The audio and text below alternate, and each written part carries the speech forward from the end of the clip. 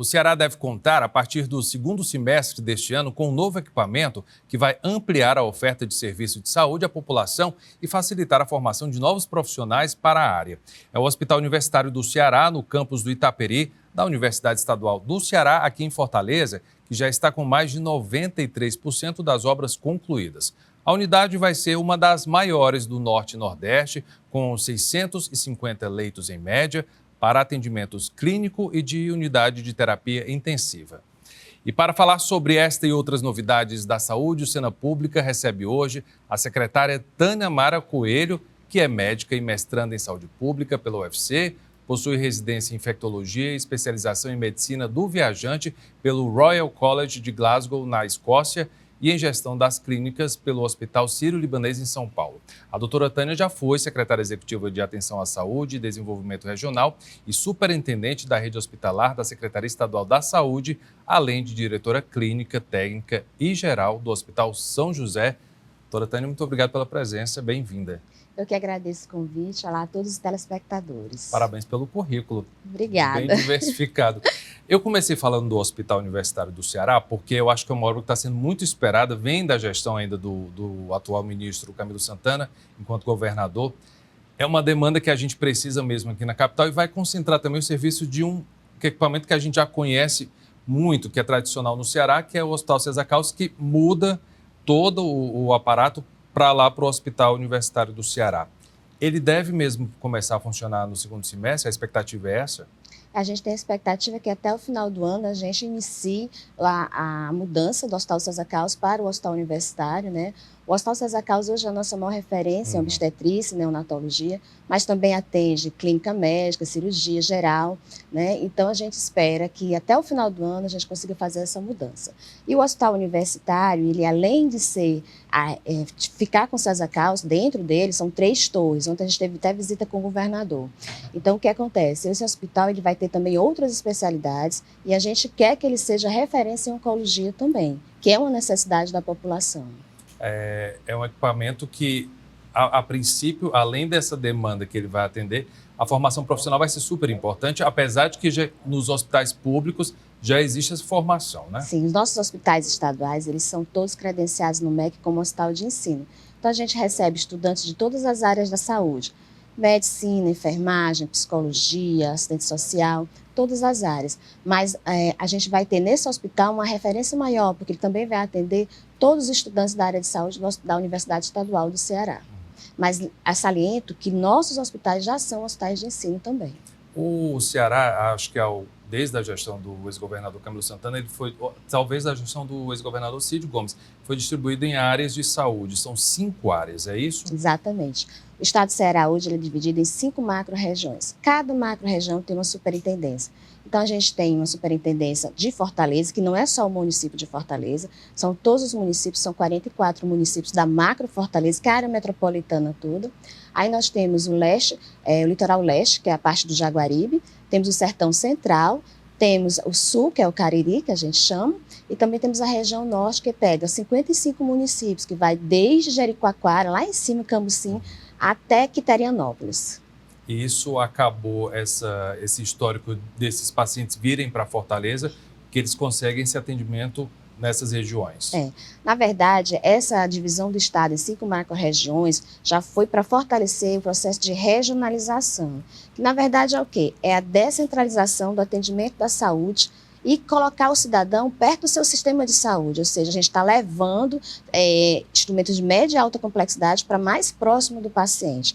Por isso, essa regionalização ela foi fortalecida com a construção dos hospitais regionais, já pensando nisso. Então, em cada região a gente tem um hospital regional que é para atender média e alta complexidade. Claro que tem as estruturas, os equipamentos de saúde das regiões, mas a grande referência são os hospitais regionais. Então, a gente tem o Regional Norte em Sobral, o Regional do Cariri, temos o Sertão Central em Quixeramobim e o mais novo que é o do Vale do Jaguaribe, que fica no litoral leste. E em Fortaleza a gente tem as nossas unidades, que são conhecidas, né?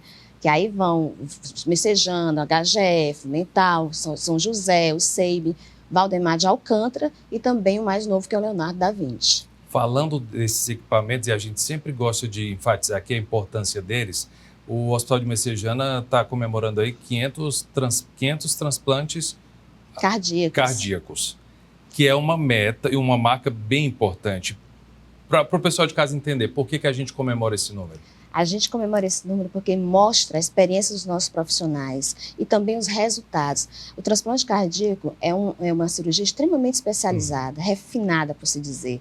Então, quando a gente atinge esse número e com os nossos índices de eficiência, é muito importante para a gente. A gente é um centro formador, vem gente de fora para se formar com os nossos profissionais e, além disso, a gente dá a possibilidade de um paciente que está com uma doença grave conseguir sobreviver e viver muitos anos com um coração novo, que é o melhor. Né? A gente acompanha sempre essas cirurgias e os pacientes, muitos vêm de fora do Ceará, inclusive. Isso mostra a importância e o trabalho da equipe toda lá. Exatamente. Né? Hoje, o Hospital de Messejana é o segundo maior centro transportador. Só perde para o INCOR em São Paulo, que é o Instituto do Coração. Não né? É nem do Nordeste, é do país. Do país, né? E mesmo com a pandemia, a gente conseguiu fazer poucos, diminuiu, claro, na época do transplante, mas a gente conseguiu fazer alguns transplantes e esse ano a gente já conseguiu fazer mais transplantes e conseguimos atingir a meta dos 500 transplantes. Aproveitar aqui para sensibilizar o pessoal de casa da questão da importância da doação de órgãos, né? Exatamente. Porque falta muita informação. Exatamente. A gente precisa muito que as pessoas entendam que doar um órgão é salvar vidas, é um ato de solidariedade, assim como a doação de sangue também é. Sim. Então a gente precisa reforçar isso das pessoas, entender que a gente está ajudando o próximo. Secretária, aí eu vou ter que lhe perguntar, porque a senhora assume a secretaria no momento aí que a Covid já deu uma boa diminuída, tem gente que acha que acabou, não acabou coisa nenhuma. Foi uma pasta muito sacrificada durante esse período de pandemia, tanto por falta de verba, teve muito apoio aí do governo do estado, mas faltou apoio do governo federal, como a gente sabe. O governador Camilo Santana, que estava à frente do governo na época, foi bastante criticado pelas medidas sanitárias. No fim das contas, foi o que fez o correto, foi copiado aí por muitos outros gestores. Como é que a senhora assumiu essa parte? Como é que foi o convite? Então, eu já trabalhava na Secretaria de Saúde, já tinha experiência também em direção de hospital e recebi o convite assim com muita surpresa, mas também muito confiante que eu possa realizar um trabalho importante para a população cearense, porque eu acredito que assumir uma pasta como a saúde, como você já falou, eu acredito que é uma das pastas mais sensíveis do governo, porque a gente tem uma ligação direta com a população. A gente está trabalhando 24 horas por dia, 7 dias por semana, a gente não para. Não para. E a responsabilidade é muito grande, é você trabalhar com a vida, né, das pessoas. Então, assim, eu espero que eu consiga atender as demandas da população e que a gente possa construir uma saúde melhor, porque, como eu ia dizendo, para você assumir uma pasta dessa, tem que ter um propósito. Sim, é verdade. Porque se você não assume uma pasta tão gigante, com tantas responsabilidades, se você não achar que pode fazer alguma coisa pelas pessoas. Então, assim, eu tenho esse ideal de vida, eu acho que a minha formação como médica, eu fiz medicina porque sempre quis. Se você perguntar assim, você queria fazer alguma outra coisa? Não, sempre quis ser médica, porque eu acho que era uma forma de ajudar as pessoas. E dá na gestão, dá essa possibilidade. Quando você está no consultório, você atende um paciente, depois vem outro, mas quando você está na gestão, você consegue atender muitas pessoas ao mesmo tempo. E quando você faz uma coisa que dá resposta, aí você se sente muito gratificado. Então, acho que é uma missão, é árdua, né? Mas ao mesmo tempo é gratificante. Eu tive a felicidade de já conversar aqui no Cena Pública com a primeira-dama, Leide Freitas, a vice-governadora Jade Romero, e estou recebendo a senhora agora. E eu noto, assim, a presença da mulher é muito importante para o governador Eumano e como vocês conversam entre si nas secretarias. A primeira-dama falou da importância da educação. A secretária de Educação também esteve, perdão. Todas conversam entre si e vocês vão trabalhar muito unidas. A proposta é bem essa mesmo, né, nessa gestão, secretária? Inclusive eu recebi também a secretária da parte do INS, né, a Juliana, né, a cacique Juliana, e essa reunião foi muito importante, foi um momento histórico, né, a primeira vez que a gente se senta na Secretaria de Saúde para conversar, para debater os problemas da saúde indígena. Veio até o secretário executivo do Ministério da Saúde, relacionado à parte da saúde indígena. Então, assim, mostra a intersetorialidade, né? A gente tem que trabalhar. A gente acordou para isso com esse problema que se agravou aqui dos índios lá na Amazônia, na região norte. Exatamente. Parece que a gente lembrou que eles existem, exatamente. Né? Então, a gente trabalhar com as outras secretárias mostra que a mulher é mais sensível, né? Isso é verdade. Então, assim, é muito importante a gente trabalhar junto, a gente escutar uma a outra. Me parece que a gente tem mais sensibilidade até uma com a outra. Isso é muito importante. E a gente acaba fortalecendo uma a outra, a gente se liga. Eu converso muito com a secretária de Educação, a Eliane, né? Ali é uma pessoa maravilhosa, muito aberta, né? Ela tem uma clareza nas ideias dela. A Jade também. Acadêmica de medicina. Exatamente, também. acadêmica de medicina. Então, assim, a gente só tem a construir juntas, né? Eu acho que o propósito de todas são mesmo, é querer mudar, é querer fazer as coisas acontecerem, que é isso que a mulher quer, né? E eu acho que é independente se está na parte da saúde, da educação, da questão indígena, da questão da raça negra, independente do que for, nós estamos ali para tentar transformar, para mostrar que nós somos capazes também. A senhora é a segunda mulher a assumir a saúde aqui no estado e é um baita desafio mesmo, né? Um desafio imenso, né? Então, alguém me perguntou assim, como é que é ser secretária de saúde, responsável por mais de 9 milhões de vidas, né? E é mesmo, que vão cobrar a senhora. Exatamente. Né? Então, eu não penso nisso, não penso. Eu acho que para enfrentar os desafios é trabalhar, né? E é isso que eu procuro junto com a minha equipe, porque eu não consigo fazer nada sem a equipe. A equipe é muito importante, a gente liderar as pessoas e colocar a cultura que a gente quer, imprimir a nossa cara na Secretaria de Saúde, que é o quê? Atender bem, trabalhar muito, fazer as coisas acontecerem. E sempre com humanidade, sempre tratando o próximo como deve ser tratado, com muito amor, com muito respeito. E é isso que eu fico tentando colocar na cabeça de cada um que está lá comigo, que está fora nas nossas unidades, porque a Secretaria de Saúde está em todo o estado, né? Em todo o estado nós temos nossas representações. E é isso que eu tenho tentado levar, né? Que as pessoas se interessem em ajudar as pessoas. Que porque a população... medicina é preventivo também, exatamente, a gente pode fazer a nossa parte. Exatamente. Né? Eu tive no Cariri e a gente é muito cobrada a questão de hospital, né? Hospital. E, na verdade, o mais importante é a prevenção. A gente não quer que as pessoas adoeçam, que isso sim a gente está falando em saúde. Quando a gente fala em hospital, está falando em doença, né? Então, a gente tem que batalhar para prevenir que as pessoas não adoeçam, que as pessoas vivam mais com qualidade de vida, com bem-estar, porque saúde é bem-estar físico e mental, né? Então, a gente precisa fazer promoção de saúde. E essa promoção de saúde, a gente precisa de quê? De uma atenção primária fortalecida, porque é lá onde começa tudo. A atenção primária, ela é a ordenadora do sistema de saúde, né? Ela é quem deve controlar, quem deve dizer para onde o paciente tem que ir. Então, a gente tem que fortalecer isso e as campanhas de prevenção. A senhora falou aí de 9 milhões, mais de 9 milhões de cearenses. Somos 184 municípios. Eu queria saber, fico me perguntando, como é que é a relação da SESA na atenção à saúde básica com todas essas cidades? Como é que vocês se relacionam? Então, a atenção primária, ela teve um pouco de lado nesses 3 últimos anos com a pandemia, né? Eu estou colocando já há 3 anos. E agora a gente está articulando, a gente está recebendo representantes do CUNAS, que é o Conselho de Secretários de Saúde do Brasil, onde a gente vai iniciar novamente no Ceará uma grande campanha de fortalecimento da atenção primária. Por quê? A atenção primária é responsabilidade dos municípios, mas cabe ao Estado ser o organizador. Ele fiscaliza e dá apoio também. E dá apoio, capacita. Então, hoje, uma das coisas que eu pedi para a Superintendência da Escola de Saúde Pública é que a gente fortaleça essa aliança com a atenção primária, capacite todos os profissionais, façam reciclagem e tragam coisas inovadoras, né? Propostas inovadoras. Porque a saúde hoje também precisa de inovação. Né? Sempre, né? Sempre.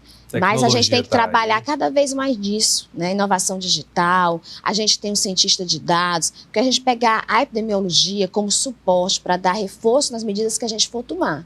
Então, é extremamente importante a gente juntar tudo isso para que a gente possa conseguir mudar também a atenção primária, que eu digo para você, é o mais importante, é a atenção primária, né? A gente não quer que as pessoas adoeçam. Pois é, evitar ir ao hospital. A gente tem um projeto que nasceu aqui, se eu não me engano, a ideia do Dr. Carlile, que é o agente de saúde comunitária. É isso mesmo, né? O Ceará virou política pública nacional, pioneiro nisso, nessa iniciativa. O Carlile lavou. Exatamente.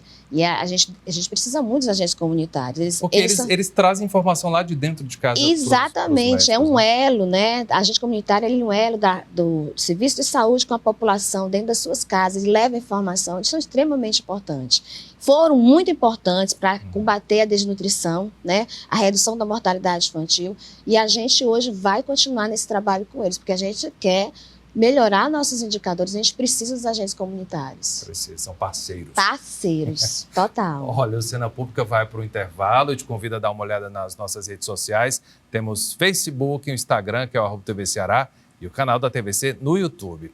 Acesse lá o conteúdo, aproveita para seguir e compartilhar. A gente volta já já.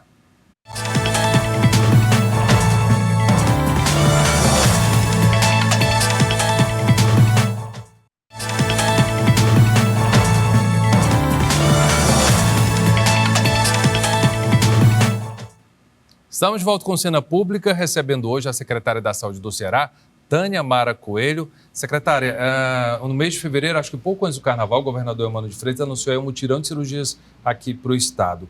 É uma demanda reprimida e como é que isso deve acontecer? Então, o governador Eumano, na sua campanha, ele já colocava como prioridade a questão da saúde, a questão da redução das filas cirúrgicas, e a gente conseguiu a aprovação da lei na Assembleia, né?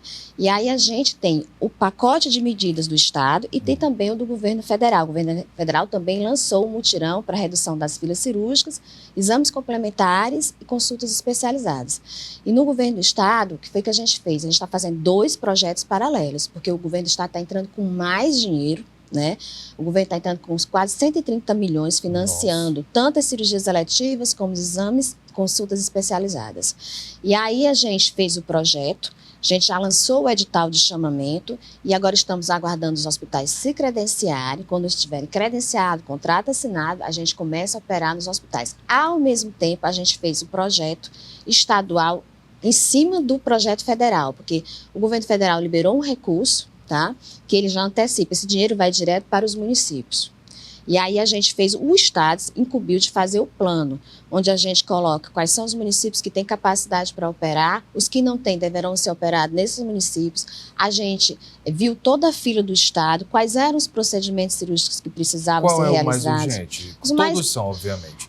Assim, quando a gente fala em cirurgia eletiva, são aquelas cirurgias que dá tempo esperar. Só que pela demora que estão na fila, né, a gente quer operar tudo o mais rápido possível. Antes. As cirurgias que têm mais necessidade da população é as cirurgias de vesícula, que a gente chama de colestectomia, cirurgias de hérnia, né, histerectomia, né, que é retirada do útero, mas também nós temos as cirurgias ortopédicas, né, e aí a gente vai fazer essas cirurgias tanto no projeto federal como no projeto estadual. Claro que a gente colocou, como o recurso que o governo do estado está entrando é maior nessa primeira fase, a gente vai realizar mais cirurgias pela parte estadual. E no projeto federal a gente também vai realizar, só que essas cirurgias de alta complexidade, que a gente chama, que é ortopédica, vascular, essa é gerenciada pelo Estado, porque os municípios pequenos, alguns não têm estrutura para realizar esse tipo de cirurgia, e claro, a gente também tem que ver a qualidade da assistência que nós vamos dar ao paciente. É um hospital que tem que ter mais complexidade para fazer cirurgias grandes. Porque é um tratamento que começa antes e segue depois, né? Exatamente. Não é operar e mandar para casa. O paciente tem que ser visto inicialmente pelo cirurgião, com os exames. Ele tem que ver se realmente tem indicação de cirurgia, aí ele marca a cirurgia, ele faz a cirurgia e tem uma consulta no pós-operatório. Então, a gente tem que ter esse segmento, tem que ter todo o acompanhamento para que a gente passe ao paciente uma assistência com segurança, que é o mais importante. Ele tem que ser operado e se sentir seguro. E o que é que a gente quer com isso? Fazendo credenciamento com vários hospitais em todo o estado. A gente quer que as pessoas, porque as filas são em todos os municípios, então a gente quer que as pessoas sejam operadas. Eu sou de um município X, mas meu município não opera esse tipo de cirurgia, mas eu vou operar no município Y, que é bem pertinho do meu município. Mais próximo de casa. O que, com certeza, as pessoas vão ter que se deslocar mais, vão ser para fazer os procedimentos mais complexos, que não são feitos nos municípios menores. Mas a gente realmente, é um trabalho árduo esse projeto, porque são 2 paralelos, e a gente, agora que está credenciando, que os municípios vão começar a receber os recursos, cabe a nós da Secretaria de Saúde fiscalizar, controlar, para que realmente a fila ande. Né? A gente veja o paciente saindo da fila. Tem como vocês acompanharem isso a partir do depoimento dos próprios pacientes? Primeira coisa que a gente está fazendo, que já está no edital, é que o Estado só vai passar recurso para paciente regulado.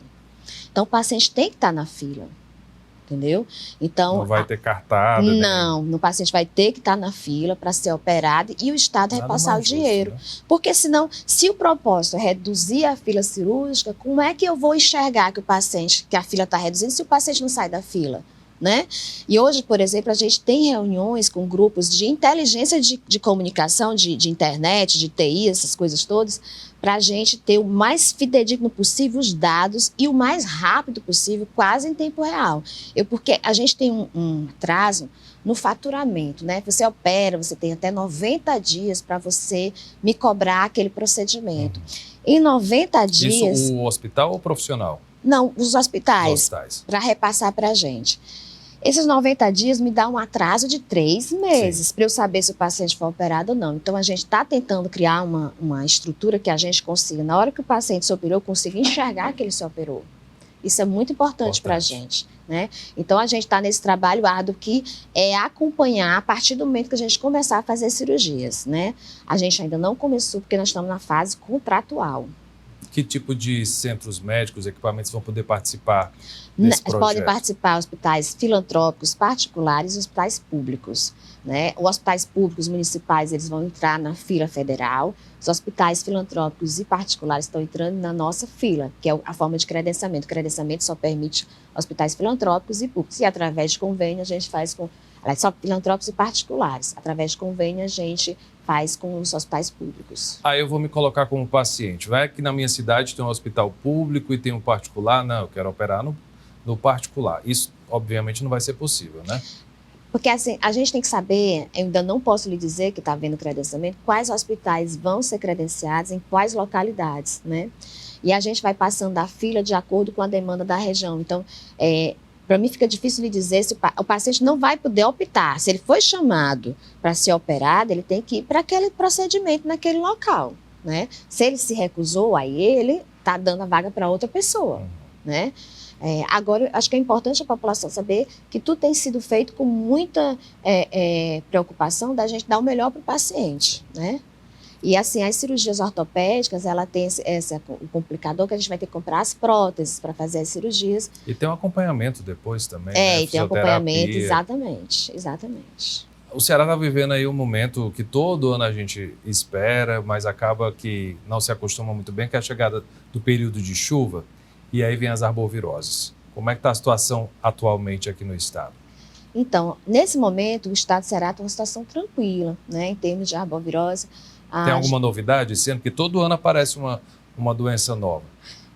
Por enquanto não. Até lhe digo uma coisa, eu sou infectologista e nós infectologistas, a gente conversa, meu Deus, todo ano tem uma novidade para o infectologista, né? Porque tudo que surge é doença infecciosa. Sim, é verdade. Né? Começa nesse setor aí. Então, a gente tem trabalhado muito, viu?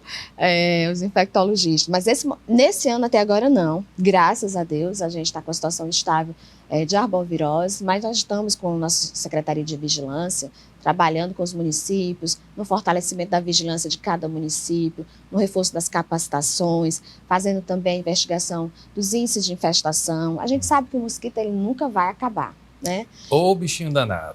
Não, e depois que ele se instalou, né, a gente não tem como acabar com o mosquito. E só lembrando, é dengue, zika, chikungunya, a temida chikungunya, que vez por outra aparece um caso ainda. E o Aedes, ele também pode transmitir a febre amarela. A febre amarela. Né? Que a gente, para cá não é tão comum, não é comum, graças a Deus. E tem vacina também, né? Que a gente só faz geralmente para as pessoas que vão viajar, né? Para as áreas endêmicas. Mas assim, a gente mesmo com a situação controlada, a gente sabe que as chuvas estão aí, né? E aí é extremamente importante que a população ajude, né? A gente cansa de falar isso. Exato. Olha, 3 minutinhos, vai lá no quintal, é uma garrafa que está lá, tampa de refrigerante. Isso tudo é perfeito para o mosquito. Planta, que às vezes a gente coloca no jarro que fica vazando água e fica acumulado, né? Então, tudo isso é importante que a população se atente, às caixas d'água, né? Para que a gente possa ter o controle da doença. Controle, erradicação. A gente não fala em erradicação. Né? Fala-se de uma vacina aí para dengue. Sim, foi aprovada agora a vacina contra a dengue, né? E estamos aguardando também outra sendo produzida nacionalmente. Essa que foi aprovada, ela é em 2 doses, tá? E a gente está vendo até a situação, se há a possibilidade da gente colocar no programa de imunização. Acho que o Ministério da Saúde deverá pensar nessa possibilidade, né? É importante, né? Ajuda bastante. Tem uma doença que eu acho curioso, que falam a doença, a virose da mosca aí. Acho que veio esse ano também, né? É porque na época das chuvas, né, as moscas começam a circular e elas pousam nos alimentos, elas pousam em locais sujos e ela acaba levando contaminação. Esse período agora é o período que a gente mais se preocupa, porque além de aumentar as arboviroses, além de aumentar as diarreias, a gente tem um aumento dos quadros respiratórios, né, das síndromes gripais. São as SARS? A SARS não, a SARS é já o quadro mais grave, tá? Que já requer internação, exatamente. Às vezes. Mas são os quadros gripais que podem complicar com as síndromes respiratórias graves, que são as SARS, né? E a gente já tem visto, já estamos tendo um aumento da procura, atendimento principalmente pediátrico, as crianças com quadros gripais. E idosos também a gente se preocupa porque eles costumam fazer quadro gripal e complicar com pneumonia, né? Por isso que a gente reforça tanto a questão da vacina contra a influenza, né? Que é a H1N1. E a gente precisa que a população entenda a necessidade, principalmente dos grupos de risco, de se vacinarem, porque a influenza no idoso, a influenza na gestante, ela é muito grave, ela pode ser muito grave. Então é importante se vacinar. E a gente tem trabalhado com o Ministério da Saúde para antecipar a vacinação, né? Porque o período chuvoso aqui no Nordeste começa no final de janeiro. Esse ano, acho que dezembro já começou uma chuva boa. E aí, quando chega março, que é o mês que a gente está agora, as pessoas já estão tudo gripadas, tudo assim. Então a gente precisa fazer a vacina antes, né? É verdade. Então, precisa fazer vacina antes. Então, a gente está tentando aí ver se a gente consegue antecipar esse calendário vacinal de vacina contra a gripe para o começo do ano mesmo, não só no final de abril. Né? Aproveitar que a senhora é infectologista, existe um mito aí há muito tempo de que quem toma a vacina por H1N1, a influenza, fica gripado. Tem relação ou não tem? Não, não tem. A pessoa tem que se preocupar na hora de tomar vacina para saber se não já está com algum sintoma de doença. Porque se você já tiver sintoma e toma vacina, você vai associar a vacina ao sintoma. Né? E achar que... A senhora sabe disso, né? Sei sim. Não vou tomar porque foi a pior gripe que eu peguei. Exatamente. Mas pelo contrário, a vacina ela protege contra complicação, contra a morte, né? Por isso que é tão importante a gente se imunizar. Secretária, muita gente que procura atendimento, por exemplo, aqui em Fortaleza, acaba reclamando de demora. E aí eu queria que a senhora explicasse para o pessoal o que é exatamente competência da prefeitura e do governo do estado, por exemplo. Porque sempre jogam a culpa em alguém e às vezes não tem nada a ver. Então, a gente tem uma rede complexa, né, no estado do Ceará, um estado grande. Mas o que é que a gente tem? A atenção primária, os postos de saúde, as equipes de saúde da família são de responsabilidade da prefeitura. Aquele postinho ali perto de casa. Exatamente, são de responsabilidade da prefeitura. E os hospitais secundários, que aqui em Fortaleza são os hospitais Os Frotinhas, os Gonzaguinhas, tudo é responsabilidade da Prefeitura de Fortaleza, além do IJF. UPA, no estado do Ceará, em Fortaleza, nós temos 12 UPAs, tá? Só que 6 são estaduais e 6 são municipais, tá? É obrigação o estado ter UPA? Não. Por que o estado construiu 6 UPAs? Para melhorar a assistência, né? Porque a responsabilidade das UPAs é municipal, existe um cofinanciamento. Estado, governo, federal e município. Mas as 6 UPAs estaduais, elas são mantidas, sustentadas totalmente pelo governo do estado, né? Aí quando você vai para a complexidade maior, aí é a responsabilidade do estado, que são os nossos grandes hospitais, né? Como o HGF, o Messejana, São José, o Martiniano, o Mental. A UPA do município ela pode encaminhar para esses hospitais, por exemplo? Para encaminhar, tem que entrar na regulação. Tá? Aí nós temos a regulação de Fortaleza e a regulação do estado. Então, quem está nas unidades da prefeitura, eles entram para a regulação da prefeitura e elas colocam no nosso sistema. Tem que haver uma integração. Tá? Quem mora em Caucaia, por exemplo, pode ser atendido em Fortaleza ou não é a forma ideal? O ideal é que o paciente seja atendido na sua localidade, né? E que só sejam transferidos para os outros municípios aquilo que é de real responsabilidade, aquelas altas complexidades, média alta complexidade, aquilo que você não consegue resolver. Mas o município ele tem que dar resposta à sua população. E quando transferir, deveria ser tudo regulado. Para ficar todo mundo saber onde é que está acontecendo o atendimento e evitar conflitos aí de lotação. Além de arbovirose, tem algo preocupando nesse período, por conta de chuva também, secretária? O que preocupa é quando aumentam as chuvas, aumentam esses quadros respiratórios e a gente tem a tendência a ter sobrecarga dos nossos serviços, né? Eu vi no Rio o caso de leptospirose. Aqui, por enquanto... Leptospirose ainda não, mas a chuva também pode causar um aumento de casos de leptospirose, que é água acumulada, a gente tem rato na rua, a gente tem lixo no meio da rua, então... Eu vou lhe atrapalhar. O fato, porque muitas vezes a gente, até para pegar o carro, passa o pé ali na água de chuva. Aquela água que está correndo... Não, é importante que você tenha alguma porta de entrada, um ferimento, por exemplo. É necessário que você tenha um contato maior para que a urina entre, né? Se você está com a pele íntegra, em geral não é para ter contaminação nenhuma, né? Você está de sapato, está de bota. Geralmente são pessoas que estão com pés descalços, que têm alguma portazinha de entrada para se contaminar, né? Tem trabalhadores de alguns locais que a contaminação é grande, eles se expõem muito e aí acabam se contaminando com... Criança também, né? Exatamente. Brinca muito descalço, né? Exatamente. Nesse momento, a gente ainda não teve aumento de casos de leptospirose. Graças a Deus. Mas é importante que a população entenda que uma forma de evitar que a gente tenha casos de leptospirose é não colocando lixo na rua. E nem no quintal. Porque o lixo é o foco, é a moradia de barata, de inseto, de rato. É verdade. Tudo isso causa doença. E tem outro bichinho. Por isso que eu lhe digo que é importante a prevenção, né? Sempre. A gente tem que educar cada vez mais. Educação e saúde tem que estar interligado. E comunicação. E comunicação. É verdade. Efetiva.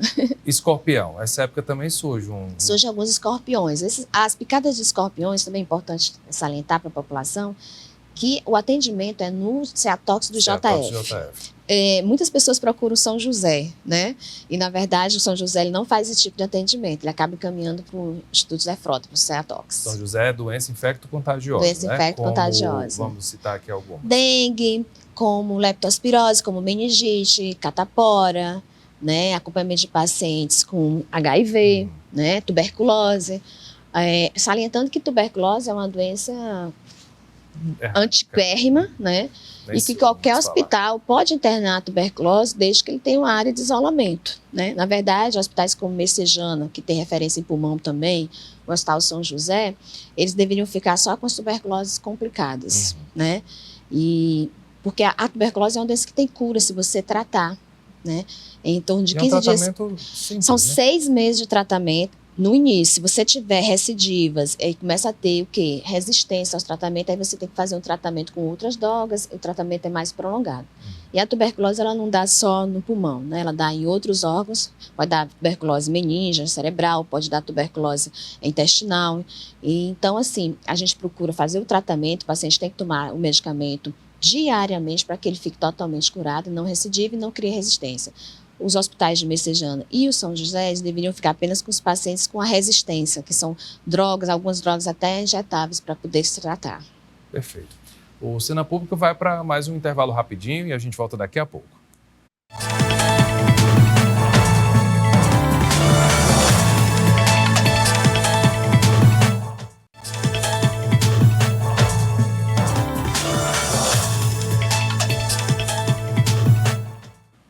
Começou o terceiro e último bloco do Cena Pública. Eu aproveito para te convidar a acompanhar nossas transmissões nas redes sociais. Temos Facebook, Instagram, @TV Ceará e o canal da TVC no YouTube. Dá uma olhada, segue e compartilha, que eu garanto que vale a pena. Hoje a gente fala sobre os avanços e desafios da saúde no Ceará. Quem está comigo no estúdio é a secretária Tânia Coelho. Secretária, eu deixei para falar de Covid agora no último bloco, porque obviamente que é um assunto que ainda chama muita atenção, requer um cuidado especial. Como é que está a situação do Ceará hoje com relação à Covid? Hoje a gente está com uma situação, a gente pode dizer assim, estável, né? Ainda tem casos. Ainda temos casos, né? Principalmente em pacientes que têm comorbidades, que são pacientes de idosos com doenças crônicas, como hipertensão, diabetes. Mas a gente está com um índice de mortalidade baixíssimo, há mais de 3 semanas a gente não registra óbitos. Mas se a gente conseguiu chegar numa situação dessa, de estabilidade, certa tranquilidade, porque foram tomadas as medidas necessárias, né? E acima de tudo por causa da vacinação. E é por isso que é extremamente importante reforçar com a população que não deixe de se vacinar, né? A gente está com a vacina nova, bivalente, começamos a fazer a campanha e a gente precisa que os grupos prioritários procurem as unidades de saúde para se vacinar. Onde é que eles acompanham? Porque vai mudando a cada período, né? A idade. Então, a comunicação é feita pelas secretarias de saúde locais, né? Informando as datas da mudança de fase. A primeira fase foram os idosos acima de 70 anos, a população indígena, quilombola, ribeirinho, paciente acima de 12 anos que tem algum tipo de imunidade baixa, de imunossupressão. A segunda fase vai para pacientes de 60 a 69 anos, depois gestantes e puérperas. A quarta fase são os profissionais de saúde e a quinta fase são os pacientes com deficiência permanente e também os que são privados de liberdade, os presidiários e a população que reside, que trabalha nesses locais. Na primeira fase também a gente tem que vacinar os moradores de asilos de idosos, assim como os profissionais que trabalham nesses locais, até porque é uma forma de você proteger os idosos. Então, existe previsão de algum efeito colateral dessa vacina ambivalente? Não. Efeito normal de vacina, você pode ter uma reação local de dor, ou você pode ter um mal-estar, assim, tipo uma moleza, um pouquinho de adinamia que a gente chama moleza, sentir um pouco febril, mas normal de qualquer vacina. Por que ela é chamada ambivalente? Ambivalente porque ela é feita com material genético do vírus original do Covid e também com frações da Ômicron de suas variantes. Então, ela dá uma proteção bem ampla. Dificilmente você vai ter um escape vacinal por conta disso, porque ela consegue atingir vários tipos do vírus, várias cepas do vírus. O Ministério já conseguiu definir um período correto de vacinação? Porque, por exemplo, eu tomei 4 doses, que na verdade é 1 e 3 reforços, é assim que fala, né? São 2 doses e 2 reforços. 2 e 2 reforços. Aí agora a faixa etária que está contemplada começou a tomar a ambivalente. Vai ter um período pré-estabelecido ou isso ainda não foi determinado? Vai ter sim, o Ministério da Saúde vai nos passar. Agora a gente está seguindo rigorosamente o Programa Nacional de Imunização. Então, todas as etapas foram definidas pelo Ministério e a gente, assim que eles definirem as outras fases, nós vamos começar também, de acordo com o programa.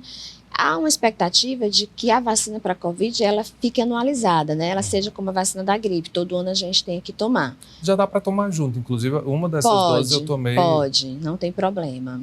E aí a gente reforça a necessidade de fazer essa vacina e quando chegar a da gripe também fazer a vacina contra a gripe, super importante. Existe, vocês devem ter esse número lá na secretaria, alguém que não tomou nenhuma dose aqui no estado, secretária? Existe negacionista a esse ponto ainda? Existe negacionista a esse ponto. Se você me perguntar qual é o número, eu não sei te dizer. Eu não sei te dizer. Não sei se esse dado, se eu posso te dizer esse dado com segurança, né? Porque foi uma coisa que eu assim, eu acredito que a maioria da população fez mais de 24 milhões de doses. Aqui, né? no estado? No estado do Ceará, né? Eu, particularmente, convivi com pessoas negacionistas, mas que tomaram a vacina. Tomaram a vacina, né? E declararam? Porque teve gente aí não, que assim, tomou e não declarou. Tem gente que não declarou, né? Mas os dados são aí fidedignos, né? Os dados epidemiológicos. Eu acredito que a população, em sua maioria, se vacinou, pelo menos tomou. A gente sabe pelos dados que a dose da primeira dose foi mais de 8 milhões de doses, né? Claro que teve gente que não tomou de jeito nenhum, mas a gente tem um número considerável da população vacinada. A adesão das crianças, como é que está? Então, a adesão das crianças ainda é baixa, a gente precisa Isso é culpa reforçar. dos pais? Pois é, a gente precisa reforçar, porque as crianças, né? Não pode ir lá eu quero me vacinar. Exatamente, então eu tenho pedido muito aos pais que levem seus filhos para se vacinarem e também atualizar o cartão vacinal, porque a gente também teve uma queda da vacinação contra outras doenças, né? A segunda dose, você tomar a primeira dose de uma vacina não confere imunidade, você tem que tomar o que é preconizado. Quantas necessitam? Quantas forem necessárias, de acordo com o calendário. E a gente teve uma queda muito grande na segunda dose da vacina contra o sarampo, né? E o sarampo é uma doença que mata. E está erradicada? Estava erradicada, né, no Brasil, porque já entraram casos externos, né, e aí acaba contaminando. Outra coisa que preocupa muito é a poliomielite, né, e que a gente tem que reforçar que as crianças têm que ser vacinadas. E isso é um papel dos pais, né, das pessoas que cuidam das crianças. A criança não chega pedindo para ir para o posto tomar vacina. Então, a consciência... Nem quer, na verdade. Nem tem quer. Que ter muita sensibilidade aí dos tem pais. Tem adulto que não quer vacina, né, imagina criança, cada da dor. E, então, assim, é importante que os pais se conscientizem da necessidade. O Brasil foi uma grande referência em vacinação, né, no mundo inteiro. Pois é, a gente perdeu esse posto, é inadmissível. Exatamente. Então, a gente quer voltar a isso, a gente quer voltar às nossas coberturas vacinais, né? Hoje, os países que mais têm negacionismo, que tem hesitação vacinal, é a França e os Estados Unidos. Mas o Brasil, ele aumentou a hesitação vacinal, que é aquela questão de você não ter medo de tomar a vacina. Mas a gente tem que considerar também os fake news, né? Muitas notícias mentirosas sobre vacina, sobre os efeitos colaterais de vacina. E é isso que a gente tem que trabalhar, tem que conscientizar as pessoas que o benefício da vacina é muito superior a qualquer coisa. A gente está aqui hoje graças às vacinas. Exatamente. Né? Se a gente está podendo sair, fazendo nossas atividades rotineiras, se a gente está podendo ter atividades de lazer com aglomerações, foi porque a gente conseguiu através da vacinação. Carnaval foi uma preocupação? Nós tivemos preocupação. A gente ainda tem o grupo, né, de acompanhamento da Covid, que se reúne, né, com o governador e autoridades do Ceará, junto com os técnicos da Secretaria de Saúde.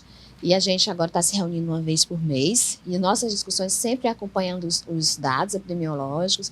Nós tivemos preocupação pós-Réveillon, mas graças a Deus não tivemos aumento de casos. E agora no Carnaval também a gente teve a preocupação de acompanhar e continua tendo estabilidade. Porque foi um Carnaval bem divertido para muita gente. Bem divertido. 2 anos aí. Secretário, saiu um estudo agora que questionou a eficácia do uso da máscara durante o período de Covid, porque o vírus teria surgido de um laboratório, enfim. A senhora é infectologista, o que a senhora acha desse assunto? Eu desconsidero esse tipo de comentário, eu acho que a máscara, ela protege sim. Dentro do hospital que eu trabalhava, né, a gente já tinha a rotina de usar máscara para se proteger. A gente trata muitos pacientes com tuberculose, com meningite, com outras doenças respiratórias, então era o nosso equipamento de proteção. É barreira. Tem 2 tipos de máscara. Tem a máscara cirúrgica, a proteção é um pouco menor, e a máscara N95, que a proteção é muito maior. Então, me questionar sobre os máscaras, eu nem considero. Eu acho que é extremamente importante, a gente tem que usar mesmo. E tomou uma proporção que já tem gente dizendo assim, em breve a gente vai descobrir que a vacina também não serviu para nada. Aí a gente tem que... A que ponto a gente vai chegar? Eu acho que essa Covid, ela mostrou para muitas pessoas, a gente teve muito negacionismo, entende? Pois gente, entenda que é muito movimento político também, né? Infelizmente. Mas a ciência, ela é preponderante, né? E eu acho que ela mostrou isso. Conseguiu fazer uma vacina extremamente rápida. Em menos de um ano a gente tinha vacina contra um vírus desconhecido, né? Foi eficaz a vacina. Né? A gente conseguiu ficar esse tempo todinho sem vacina porque foram tomadas medidas de proteção, de distanciamento, de isolamento, e a máscara foi fundamental. O que é que protege um paciente de tuberculose dentro da sua casa, transmitindo bacilo para outras pessoas? Está usando a máscara. Máscara, é verdade. Está entendendo? Até a gripe do dia a dia. Até a gripe, se você está gripado, o ideal é que você, se você for sair, use máscara para não contaminar as outras pessoas. Então, essa discussão é uma coisa que eu nem considero em relação a isso. A ciência, ela vem evoluindo muito, a gente vem trabalhando muito. Acho que o Brasil tem que aprender com isso também, que a gente tem que investir em ciência, tem que produzir. E nós temos, o Brasil, o Ceará, nós temos muita gente estudiosa, muita gente capacitada, competente, que só precisa de uma oportunidade. É verdade. Pena que passamos aí 4 anos sem esse estímulo, né? Exatamente. Estamos virando o jogo agora. Exatamente. Falando de Ceará, a gente tem aqui a Fiocruz, que muita gente ouviu falar, mas não sabe da importância de um equipamento como esse para a gente aqui no Ceará, né, secretária? A Fiocruz, ela é desenvolvedora de ciência, de tecnologia. E a gente já fui visitar depois que assumi a secretaria, fui ver os laboratórios, as pesquisas que estão sendo realizadas, a possibilidade de maior crescimento, desenvolvimento até de um instrumento contra a dengue, né?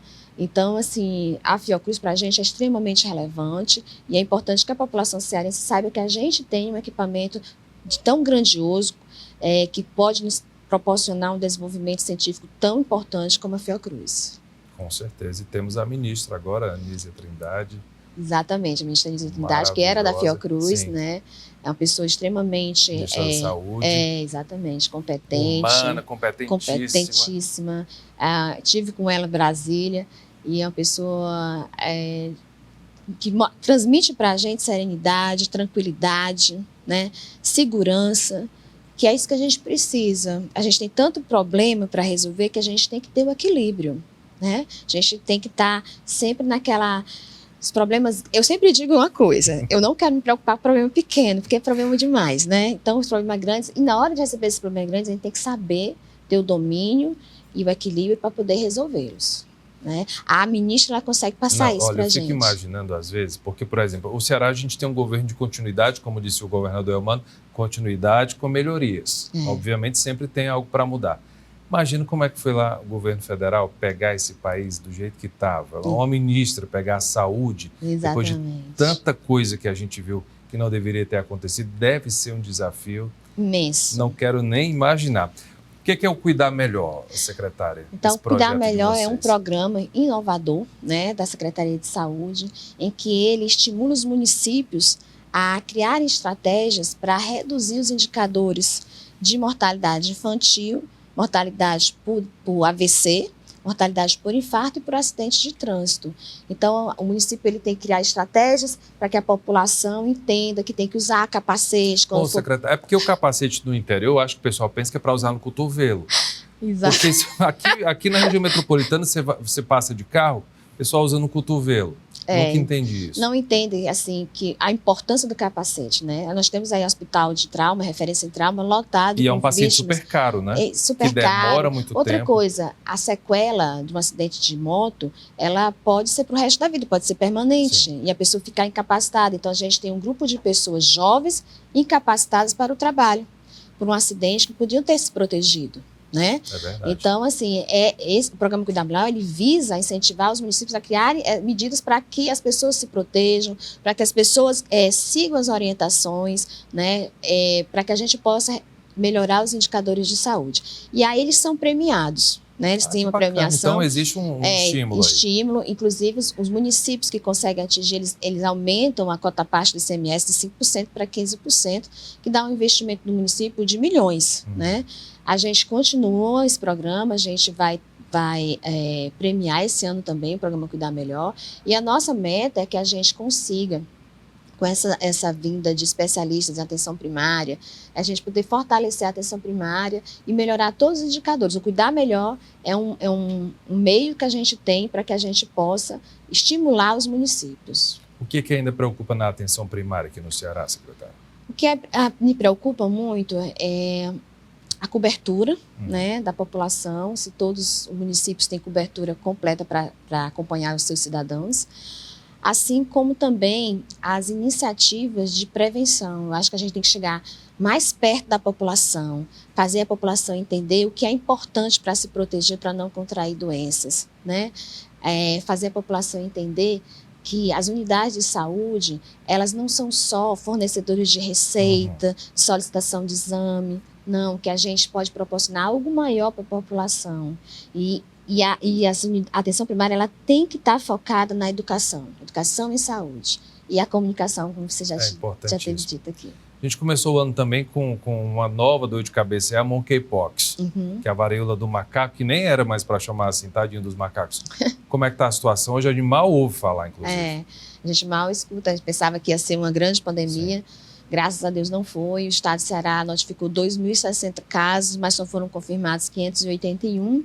Geralmente gente que veio de fora, né?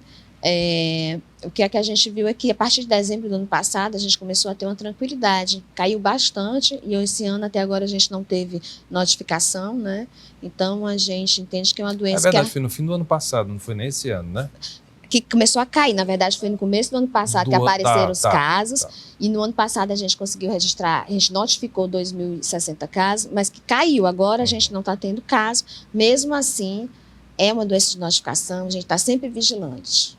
Importante. Secretária, a gente está encerrando o programa, eu vou pedir para a senhora falar aí com o pessoal de casa, dizer aí da sua missão e contar com a ajuda de todo mundo, afinal de contas, temos que trabalhar juntos para manter a saúde do Ceará em dia, né? Exatamente. Eu queria dizer para a população cearense que nós estamos lá, não só eu, mas toda a equipe da Secretaria de Saúde, trabalhando diuturnamente para que a gente possa construir uma saúde melhor para a população cearense, que as responsabilidades são grandes, mas que a gente tem um propósito, sim, de ajudar, de transformar, de levar a saúde para mais perto do cidadão cearense, que é um propósito do nosso governador Eumano e que a gente quer realizar. É um desejo nosso que a saúde seja acessível a todos. E nós, da Secretaria de Saúde, temos essa missão.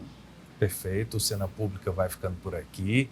Quero agradecer mais uma vez a presença da secretária da Saúde do Ceará, Tânia Mara Coelho. Muito obrigado, sucesso lá, viu? Obrigada. Bem-vinda ao Corpo do Estado.